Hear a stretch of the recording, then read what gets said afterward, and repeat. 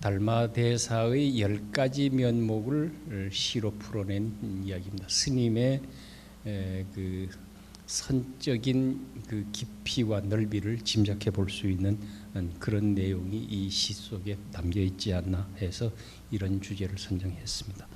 발제를 해주실 공일 스님을 여러분께 소개를 합니다. 공일 스님께서는 스님의 제자이기도 하십니다. 그리고 또 대학원에서 공부를 하셔서 지금 학위도 가지고 계시고 계속 이 분야의 그 연구를 진척하고 있습니다. 앞으로도 스님의 그 시를 선적으로 이해하는데 많은 연구를 계속해 나갈 것으로 저희는 기대를 하고 있습니다. 공일 스님을 청해서 설악무산의 달마 신면목을 어떻게 읽을 것인지 그런 내용을 청해 듣도록 하겠습니다. 박수로 청해 주시기 바랍니다. 예, 저는 다른 어떤 것보다 달마 신면목이라고 하는 그 10개의 시조가 가지고 있는 특성들, 그리고 성준화성로부터 받은 화두에 대한 10개의 답, 그래서 일문십답의 형식에 내재한 철학성 그리고 문학성을 좀 살펴보았습니다. 저도 이 글을 쭉 읽어나가는 식으로 하겠습니다. 56페이지. 이 글은 당주조안에 자신을 밑에 설명하는 몰량도인의 풍모를 지닌 설악무산의 달마 신면목을 중심으로 그의 작품 세계를 불교 수행 정신으로 검토하는 작업이다. 여기에는 이근배 시인의 평론, 또 서울대 총장이었던 성낙인 같은 분의 이제 그 평가글이 있는데, 이 글들도 사실은 선어록에서 찾아볼 수 있는 글들이거든요. 이 고목의 신음을 누가 듣겠는가, 이런 것들은 혹시 선어록을 읽어본 분들이면 익숙한 구절이기도 합니다. 하지만 이러한 문학계의 평, 또 세속의 저명인사들의 평에도 불구하고 설악무산은 당신 자신의 이 선관을 어떻게 표현했는가에 대해서 소개한 글이 있습니다. 그래서 그거 읽어드리면, 벼감록에 무슨 달아야 할 사족이 있다고 사족을 달다니 참으로 말도 안 되는 수작이다. 죽으려면 곱게 죽지 죽을 일을 저지르다니 이 술 지기면 먹고 취하는 당주조원 같은 놈, 백주의 장형을 당해도 할 말이 없다. 이런 표현을 통해서 선어록 자체에 대한 경천동지의 해석들을 해내고 있었습니다.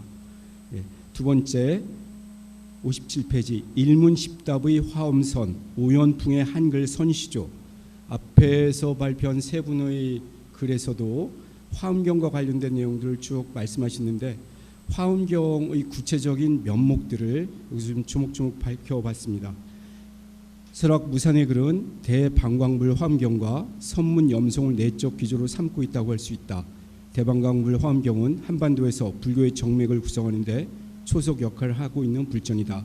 한 가지 질문에 대하여 10가지 답변, 즉 일문십답으로 의문을 해소하는 대방광불 화엄경 특유의 방광설이 달마 신면목에서 뚜렷하게 나타나고 있다. 중간에 인용문을 소개해드리고 읽어드리는 것으로 순서를 넘어가겠습니다.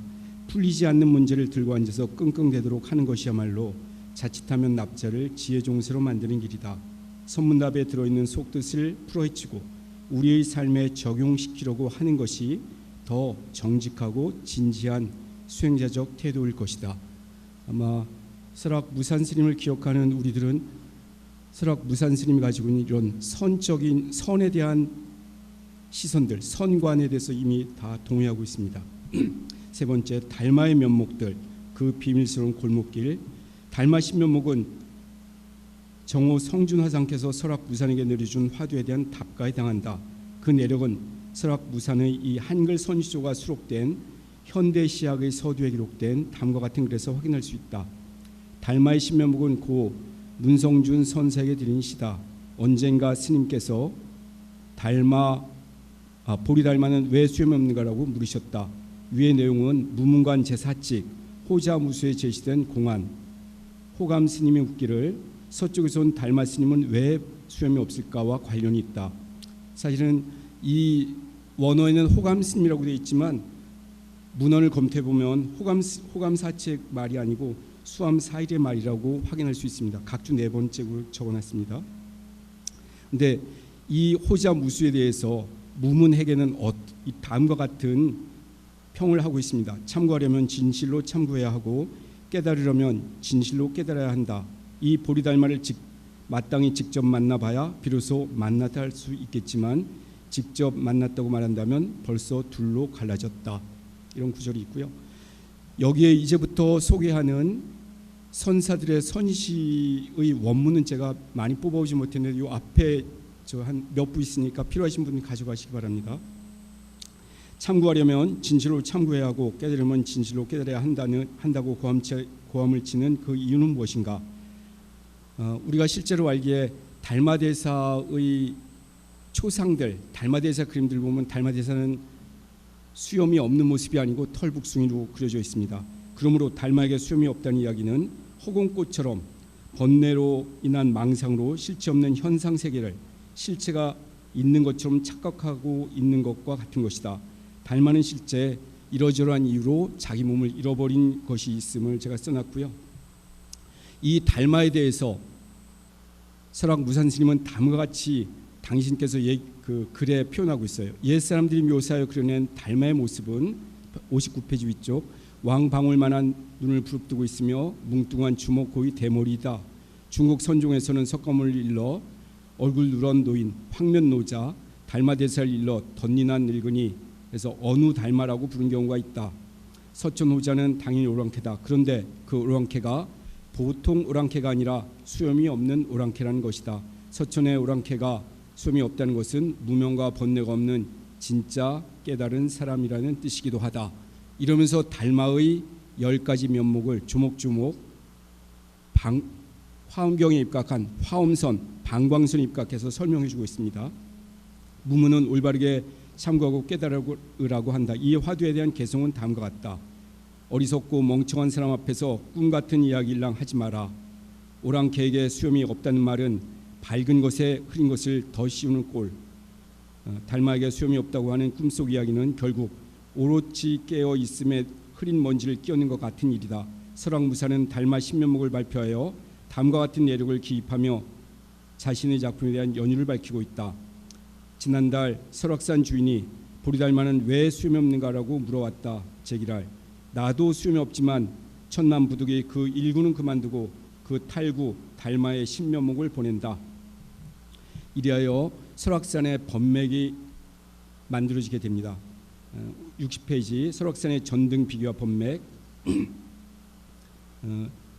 중간쯤 내려가서 무문관 제48지 건봉 1로에는 성준과 무산의 법거량을 설명하기 좋은 글이 있다. 한 사람은 깊고 높은 바다 밑을 걸음에 티끌을 불러일으키고 한 사람은 높고 높은 산정에 올라섰는데 파도가 하늘까지 닿았다. 파정하고 방행하여 각각 한쪽 손을 내밀어 종승을 붙들어 세우니 마치 양쪽에서 달리는 사람이 서로 맞부딪힘과도 같다. 61페이지 어떻게 설악무산 스님이 설악산으로 들어오게 되어 있는가에 대한 얘기를 좀 들려드리도록 하겠습니다. 다들 알고 계시겠지만 한 번 더 마음에 새기는 뜻으로 읽는 것이니까 이해하시고요. 설악무산은 1975년 봄 고암사원을 찾아뵈었으나 여건상 입실이 허락되지 않았다. 그래서 당시 설악산 신흥사의 주지이던 정우 성준을 찾아뵙고 그 뜻을 밝혔다.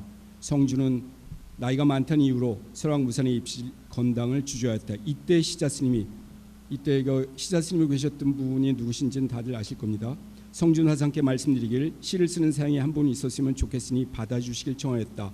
비로소 만남이 이루어지고 입실이 허락되었으며 이런 연유로 인해서 호자무수 화두가 설악무산에게 주어진다.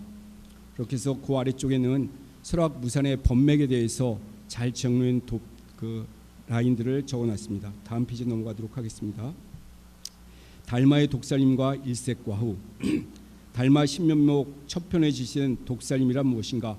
우선 이 달마 신면목의 제1구절 읽어드릴게요. 63페이지 제일 위쪽에 서역 다조도 쳐다보지도 않고 그 오랜 화적질로 독살림을 하던 자가 이 세상 파장머리에 한 물건을 내놓았네. 이 제목은 독살림을 하던 자가로 돼 있고요. 다시 62페이지로 와서 첫 편에 제시된 독살림이란 달마가 양무제와의 만남 이후 양자강을 건너 소림숭산에서 9년간 면벽함을 치는 것이 달마의 독살림이다. 소림굴에서의 면벽 사건은 선승들에게 많은 영감을 주었고 그 결과 수많은 개송들이 만들어져 회자되었다. 선문염송, 그냥 간단히 설화회본까지는 다 빼고요. 선문염송에는 다음과 같은 시편들이 수록되어 있다. 거룩한 진리의 확연함을 어떻게 가려할까? 척척 들어맞는 일이 백천만억이로구나. 한 구절을 부질없이 전해준다고 9년 동안 공연의 벽을 향해 앉았네. 흥이 닿아자 옛날에 놀던 시절 생각났던가. 남몰래 신한짝 들고 서쪽 나라 가셨네. 이건 대홍은이라고 하는 스님의 개송인데 여기서 이제 독살림의 면모들의 이미지를 찾아서 달마 신면목을 표현했다고 저는 설명한 것입니다. 63페이지 넘어가서 독살림 하던 자가 그 시조 읽은 그 아래쪽부터 달마는 서역당을 거들떠보지도 않고 중국에 도착하여 양무제를 만난다. 그 자리에서 진정한 거룩함은 확연하고 명징한 것으로서 세속적 차원의 것으로 계산될 수 없기에 거룩하다고 말할 수조차 없음을 갈파하였다. 무, 비, 불이라는 단 세 마디로 양무제의 입을 다물게 하였다. 달마의 독살림은 그에게 벽관의 바라문이라는 새로운 이름을 준다. 면벽하고 소실에 혼자서 쓸쓸히 독살림하지만 사실은 세상을 향하여 화적질하고 있는 것이다. 양무제를 따돌리고 청년 신광을 낚으니가 달마가 아니던가. 신광을 낚아 그에게 해가라는 이름을 주었다. 달마의 화적질은 출렁이는 파도를 만들어 세월의 강물을 흐르게 한다. 요 아래 시에는 조계명의 시인데 이제 이런 그 물의 이미지가 약간 나오고 있습니다. 다음 페이지 바로 넘어갈게요. 64페이지. 위에서 본 것처럼 달마 신면목의 모티브는 선문 염송의 달마 관련 항목에서 추출할 수 있다. 두 번째 송에서도 선으로기 그 중심에 있음을 확인하고자 한다. 두 번째 달마 신면목의 두 번째 시는 세업 개평 다떼이고입니다. 살아도 살아봐도 새가는 길몽도 없고 세업 그것까지 개평 다떼이고 단한판 도리를 가도 거래할 물주가 없네. 달마에게는 양무제조차도 부질없는 인물로 여길 정도였기에 그와 더불어 거래할 물주가 없음을 한탄하고 있다. 달마에게 세업 그것까지 개평 다 떼었으니 세상살이가 재미없음은 물론이다. 달마의 물주 없음에 대한 책임은 불심천자인 양무제에게 있다. 양무제조차도 물주가 되지 못함을 노래한 시편들을 몇 개 적어놨습니다. 65페이지. 달마에게 물주가 없으나 신광이라는 인주가 다가와 한판의 도리를 거래한다. 신광은 해가라는 새로운 이름을 얻어 진정으로 사람의 주인이 되었기에 달마의 골수를 얻어내고 이조로 등극하게 된다. 설악무산의 달마 2편시는 해가의 전법에 대하여 다음과 같은 노래를 참고한 것이다. 그래서 선문염송에 나오는 여러 가지 내용들을 쭉 계속 올려놨습니다. 그 아랫줄 쭉 내려가면 설악무산은 달마 3에서 제사상의 음식을 눈으로 집어먹고는 급기야 입덧으로 시방세계를 토악질하는 달마의 이야기를 그리고 있다. 바위 앞에 내어놓은 한 그릇 제석거리를 눈으로 다 집어먹고 시방세계를 다 개원해도 아무도 보지 못하네. 돌아보고 입덧을 하네. 이 제목은 시방세계를 다 개원해도 이고요. 66페이지. 설악무산이 그려놓은 달마의 세 번째 면목이란 귀신들의 이야기이다. 제사상의 음식을 눈으로 먹어야 하는 존재들이란 망령과 귀신들이다. 그들이 제사 음식을 먹고는 어떤 이유인지 모두 토해내었다는 이야기다. 그 토악질이 있다고 해도 세상 사람들은 보지 못하는 것이다. 그리고 중음에 있던 신령들이 모태로 들어가게 되어 임신의 중으로서 입덧을 하고 있다는 아주 섬뜩한 이야기에 대한 개송은 다음과 같다. 해인신의 개송 읽어드리겠습니다. 바닷속의 여우주를 들여다보니 없었나니 깊이 잠겨 귀신도 본 적이 없네. 이루는 눈이 있어도 보기 어렵고 망상은 무심하여도 도리어 알았으며 한산과 습득이 모두가 눈썹을 찡그리네. 노골적으로 귀신과 이루 망상을 이야기하고 급기야는 한산과 습득의 이름까지 거론하고 있다. 눈이 밝아 대낮에도 귀신을 본다는 이루의 총명함도 헛되이 끝나자 망상이 나서서 현주라는 각성을 찾았다는 이야기이다. 아무도 보지 못하네라는 구절은 바로 이루의 그 총명함조차도 오히려 눈이 멀어 볼 수가 없음을 이야기한 것이다. 또 관련 구절이 있지만 생략하고 넘어가서요. 67페이지 천인회의 개송에 이제 노로라고 하는 표현이 나오는데 이 노로는 노행자였던 해능에 대한 얘기죠. 노로, 즉 노행자였던 해능이 눈물을 흘리게 된 이유는 무엇인가? 달마의 독살림은 끝내 한 물건을 통하여 전수되어 육조 해능에게 이어진다. 해가에게 이어진 달마의 법맥은 안심법문으로 결코 넉넉하지 못해 벼랑 끝 폭포의 물처럼 아슬아슬한 것이었다. 그러나 노로의 눈에서 눈물이 흐르는 지경으로 부응한 것이다. 전설적인 인물인 달마의 흐릿한 면모는 차츰 구체화된다. 설악무산 스님의 네 번째 달마 신면목 끊어진 소식으로에는 한 그루 목숨을 켜는 날이 선 바람소리, 선명한 그 자리 끊어진 소식으로 행인은 길을 묻는데 이런 상을 그리네. 끊어진 소식이란 언어 도단의 자리를 말함일진데 그곳에는 목숨을 걸고 수행에 매진하는 달마 일족들의 목숨을 요구하는 날카로운 바람소리만 나부끼고 있다. 수행자는 길을 가는 행인으로서 그 언어 도단을 직지하는 자리에서 길을 묻고 있다. 달마는 말없이 이런 상만 그려내고 있다. 이 처절한 수행의 면목은 다음 개송들에서 표현되고 있다. 제1의는 확연하고 정유해서 상지를 초월했네. 여러 해 동안 청력을 보지 않았으니 춘분과 하지를 어떻게 하랴. 요동의 백학이 날아간 자치 없는데 삼산이 공연히 청천밖에 떨어지네. 이건 삽계이의 개송입니다. 백학이 날아간 자치가 없음이나 청천 밖에 떨어짐은 단적으로 불린 문자로서 언어 도단이 자리다. 그 소식 끊어진 곳에서 이런 상을 그려 내놓은 물건을 통해 불안한 마음은 안심을 얻게 된다. 이것이 이런 상의 핵심이다. 개송은 단비 사건을 통하여 달마족의 최초 이론으로 등극하는 해가의 내력을 보여주고 있다.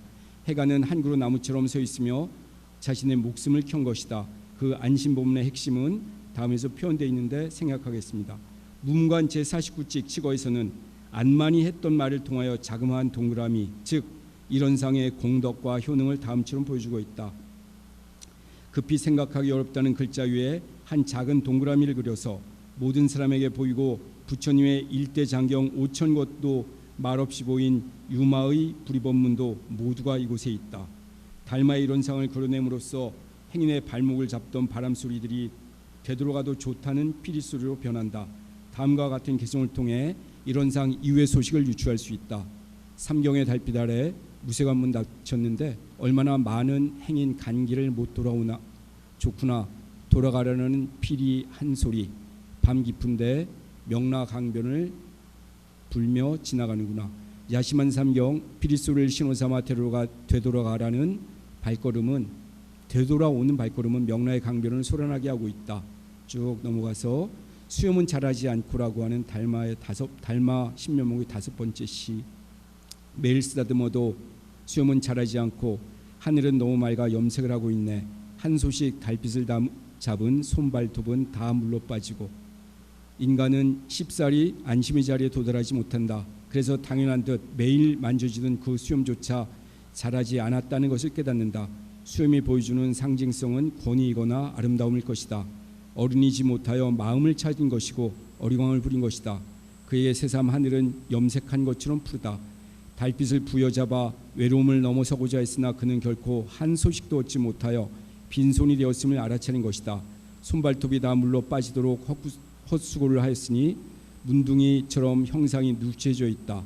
독살림을 하며 호기를 보여주던 배짱 두둑했던 달마는 이제 사라지고 그 자리에 어느덧 설악무산은 이 시를 읽는 독자들이 바로 이 자리에 있음을 확인하게 해주고 있습니다. 초라하게 자신의 머리카락을 달빛인 양 잡고서 초췌한 자신을 확인하도록 하고 있는 것이다. 승천의 개송에는 마음을 못 찾음이 마음 편하다 허락하나 남을 속였을 뿐 아니라 자신까지 속였네. 동안상찰이 돋개친 일 곰곰이 추억하니 마음이 없다 해도 또한 관문이 막혔네.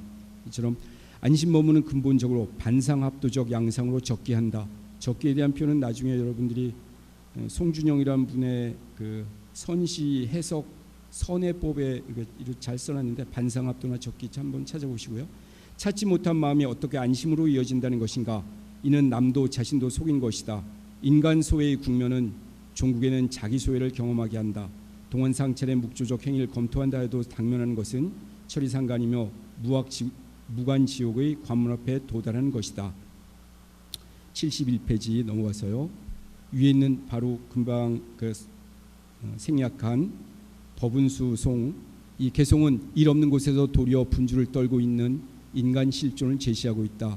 인간이 삶이 가난하다는 것은 갓난한 현장 때문이다. 그래서 수염이 나야 할 입술의 자리를 콧구멍이 덮는 것이다. 이 현장성이 갓난이다. 이 갓난에 대한 내용은 다음과 같다.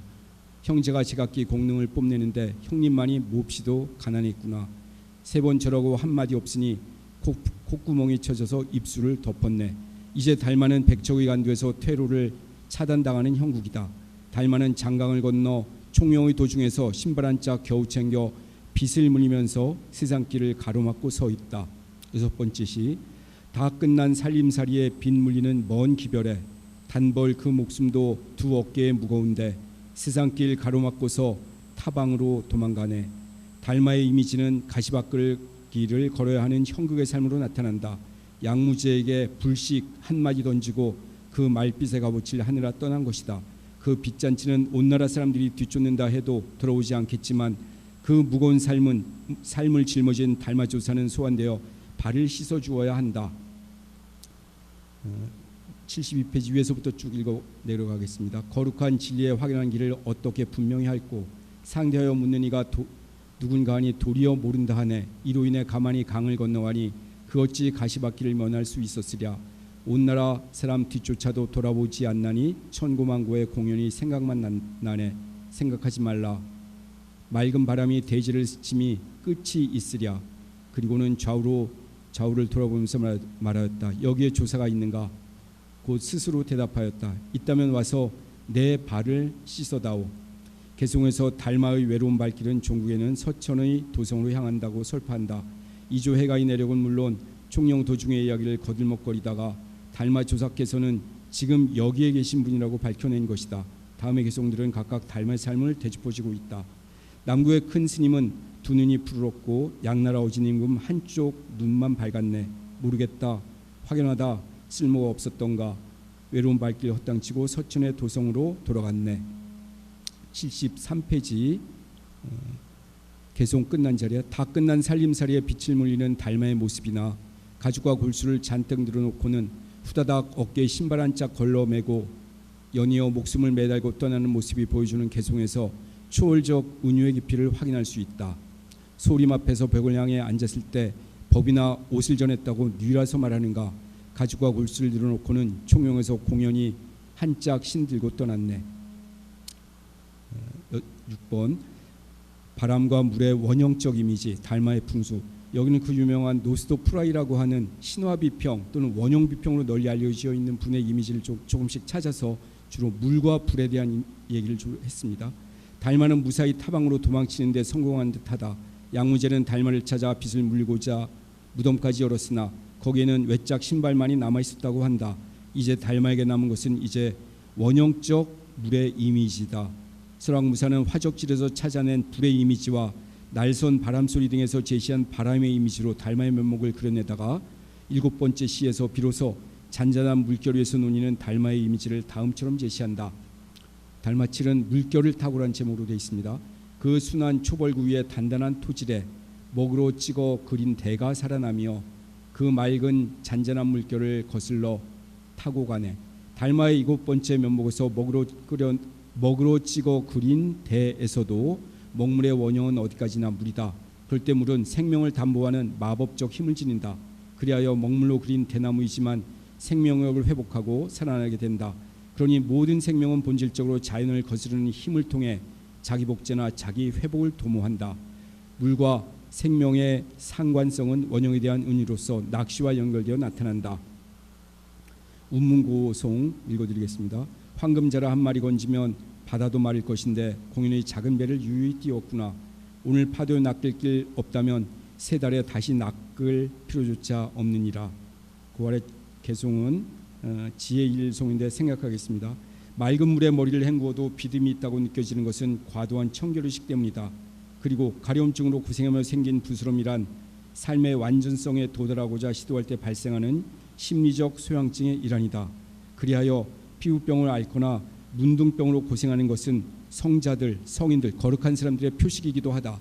그들에게는 속인들이 관심을 가지는 육신의 상태가 아니라 지상과 천상 사이의 괴리에서 도래하는 단절감으로 인한 정신적 고통이 문제이기 때문이다.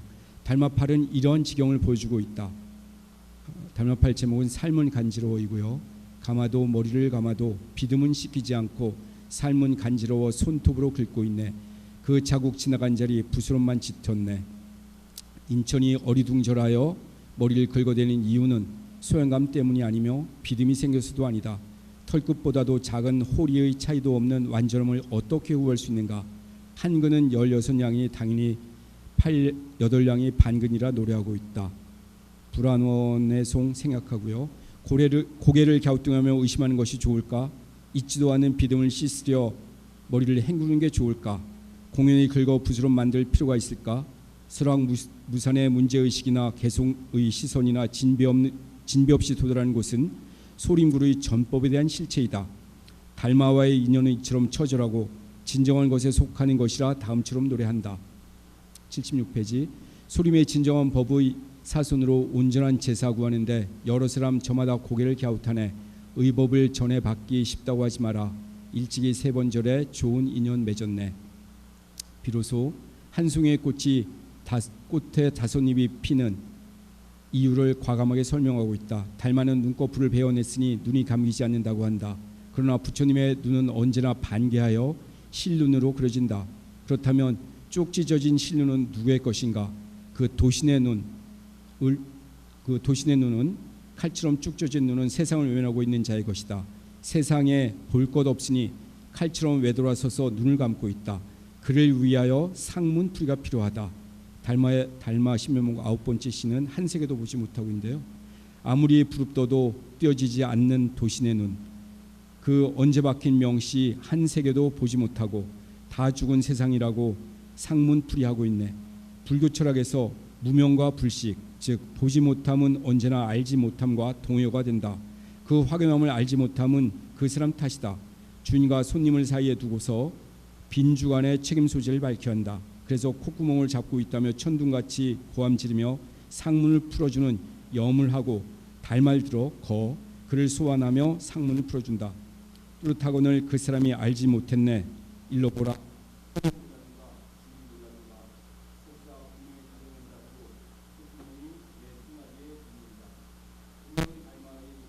베이건을 어느 것이 모르겠다는 도리인가.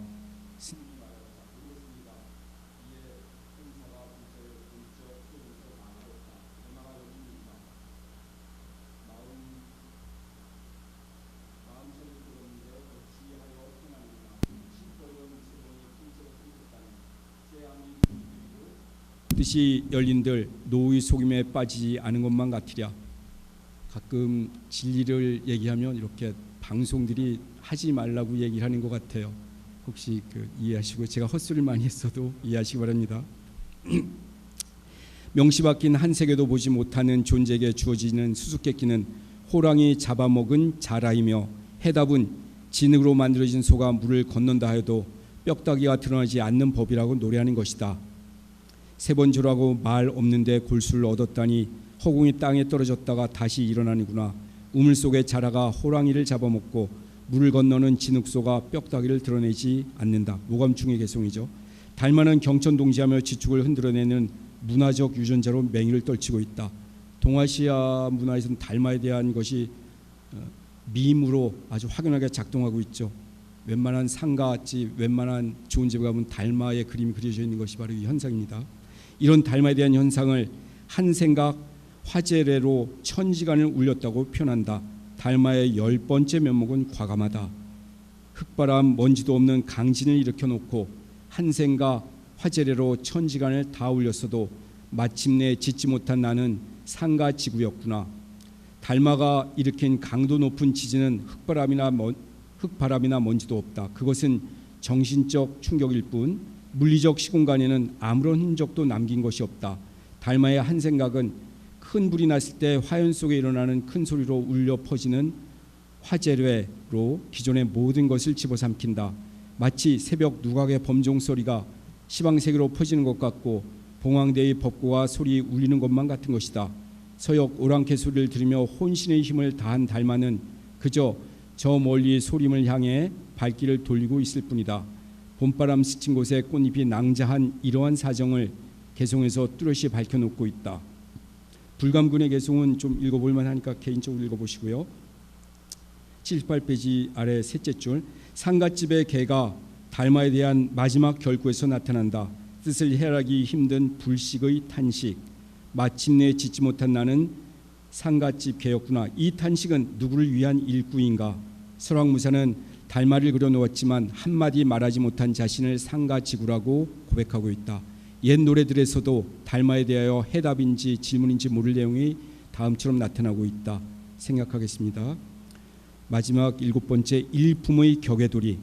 백운연은 백운연 선사죠. 거짓은 한 사람이면 족하고 천만의 사람들은 이에 대하여 진실을 절한다는 기상천외의 선기를 전하고 있다. 또 선문염송의 중간염송 설화 머리글에서 천은자는 다음과 같은 표현으로 문자의 값어치를 높이고 있다. 천경 말론도 말과 이름 속에 숨어있는 도리를 외면하지 못하나니 설산노자도 또한 반드시 이 말을 귀담아 듣고 감동하리라. 세상의 계산으로 측량이 불가능한 무가보의 진정한 의미는 값어치가 없는 모든 것들에 적용이 가능하다. 천은자의 격의도리에 대한 감동을 유산으로 물려받은 설왕무사는 그 천경 말론조차 바람에 일렁이는 파도일 뿐이라고 노래하고 있다. 밤늦도록 불경을 보다가 밤하늘을 바라보다가 먼 바다 울음소리를 홀로 듣노라면 천경 그 말론이 모두 바람에 있는 파도란다.